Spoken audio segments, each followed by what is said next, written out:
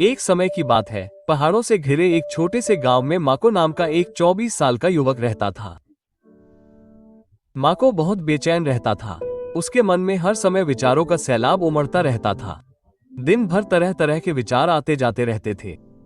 इन विचारों से उसे बेचैनी और थकान महसूस होती थी। वो हमेशा अपने अतीत को लेकर दुखी रहता था और भविष्य को लेकर बहुत चिंतित रहता था। इन विचारों के कारण उसके मन में तूफान सा छा जाता था। उसे शांति नहीं मिलती थी, नींद नहीं आती थी और मुस्कुराना भी भूल जाता था। एक दिन माको को दूर पहाड़ों में बसे एक गांव के बारे में पता चला। लोगों ने बताया कि वहां एक बुद्धिमान बूढ़ा आदमी रहता था। वो आदमी शहर का मशहूर मनोवैज्ञानिक हुआ करता था। उसने अपने जीवन में बहुत से लोगों की मदद की थी और उन्हें मन की शांति पाने का तरीका सिखाया था। अब वो बूढ़ा हो चुका था। वो शहर की भागदौड़ भरी जिंदगी छोड़कर प्रकृति के करीब एक शांत गांव में रहने लगा। कभी कभी वो आने वालों को सलाह भी देता था। माको के मन में उत्सुकता और उम्मीद जगी। उसने तय किया कि उसे उस बूढ़े आदमी से मिलना ही चाहिए। उसने सोचा, शायद ये बुद्धिमान आदमी मुझे शांति पाने में मदद कर सकता है। कई दिनों की लंबी और थकाऊ यात्रा के बाद माको पहाड़ी गांव में पहुंचा। वहां पहुंचते ही उसने देखा कि हरियाली से घिरा एक छोटा सा घर है। घर के बरामदे में बूढ़ा आदमी चुपचाप बैठा था। उसकी आंखें बंद थी और वो बहुत शांत लग रहा था। माको उसके पास गया और धीरे से बोला, दादाजी, मेरा मन बहुत बेचैन है। मैं सोच ही नहीं पा रहा हूं। मुझे अपने दिल में शांति चाहिए। क्या आप मेरी मदद कर सकते हैं?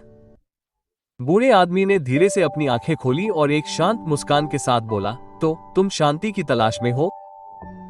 तो मेरे साथ चलो, मैं तुम्हें एक छोटा सा काम देता हूँ। वो माको को अपने छोटे से आंगन में ले गया। फिर उसने एक गिलास में पानी भरकर ऊपर तक भर दिया। गिलास इतना भरा था कि जरा सा हिलाने पर भी पानी गिर सकता था।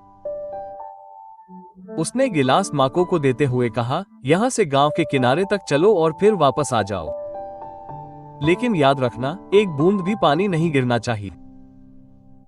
माको ने उसे आश्चर्य से देखा, लेकिन वो अपना सर्वश्रेष्ठ करना चाहता था, इसलिए उसने चुनौती स्वीकार कर ली। उसने गिलास को ध्यान से पकड़ा और चलने लगा। सड़क संकरी और भीड़ भाड़ वाली थी। कुछ लोग चल रहे थे, कुछ दौड़ रहे थे। दुकानदार ग्राहकों को बुला रहे थे और कुत्ते भौंक रहे थे। लेकिन माको ने इधर उधर नहीं देखा।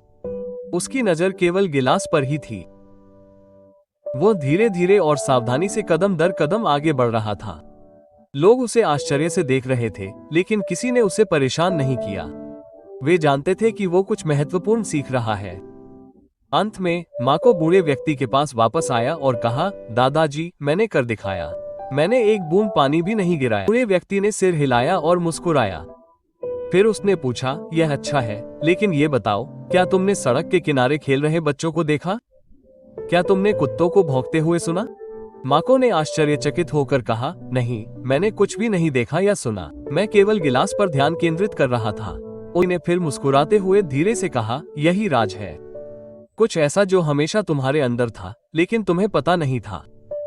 जब तुम्हारा मन वर्तमान क्षण में रहता है, तो डर के लिए कोई जगह नहीं होती, कोई उलझन नहीं होती और कोई अतिरिक्त विचार नहीं होते। तुम केवल गिलास में रखे पानी के बारे में सोच रहे थे। उस समय तुम्हारा मन पूरी तरह से शांत हो गया। तुम अतीत के बारे में दुखी नहीं थे। तुम भविष्य से नहीं डरे। धीरे धीरे माको को समझ में आने लगा। यह वो शांति थी जिसकी उसे तलाश थी। शांति ऐसी चीज नहीं है जो हमें बाहर मिलती है। जब हम वर्तमान क्षण में जीते हैं तो शांति पहले से ही हमारे अंदर होती है। माको ने सिर झुकाया और धीरे से कहा, दादाजी, अब मैं समझ गया। अगर मुझे अपने मन को शांत करना है, तो मुझे अपने मन को इस क्षण में रखना होगा। तभी असली शांति आती है। बूढ़े आदमी फिर मुस्कुराए। सूरज ढल रहा था और आखिरी रोशनी जमीन को छू रही थी। पक्षी अपने घोंसलों में वापस उड़ रहे थे। माको वापस घर जाने लगा। लेकिन अब वो पहले जैसा बेचैन जवान नहीं था। वो बदल गया था। वो अंदर से शांत था, क्योंकि अब वो जानता था कि मन को कैसे शांत किया जाए।